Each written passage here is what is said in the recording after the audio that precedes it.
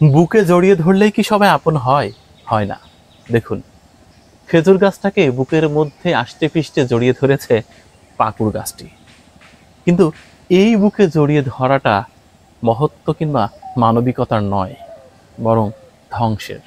১৯৫৮ সালে প্রকাশিত লেখক শওকত উসমানের সেই বিখ্যাত উপন্যাস জননীর কথা মনে আছে?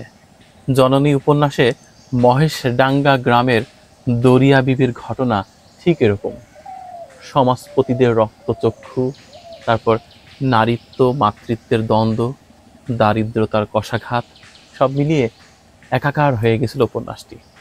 আমাদের জীবনে অনেক মানুষের আগমন হয়, অনেকেই আমাদের বুকে টেনে নেয় ঠিক এভাবে। কিন্তু সেই বুকে টেনে নেওয়ার মধ্যে থাকে হিংস্রতা, অমানবিকতা, ধ্বংস।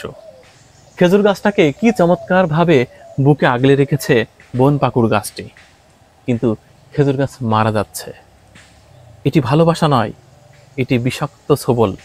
দেখেন, এমনভাবে আষ্টে পৃষ্ঠে বিঁধে রেখেছে, শেষমেশ খেজুর গাছের জীবন প্রদীপ নিভু নিভু করছে।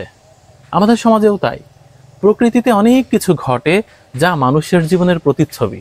দেখুন, আমাদের সমাজ সংসারে অনেক মানুষ আসে যারা বলে আমি এসেছি তোমার জীবনে ভালোবাসা দেবার জন্য, নিরাপত্তা দেবার জন্য, বিপদ থেকে রক্ষা করবার জন্য।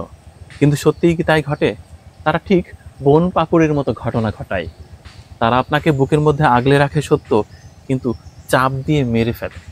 যন্ত্রণায় আপনি ছটফট করে ওঠেন, তার এক সময় আপনাকে গলা টিপে ধরে।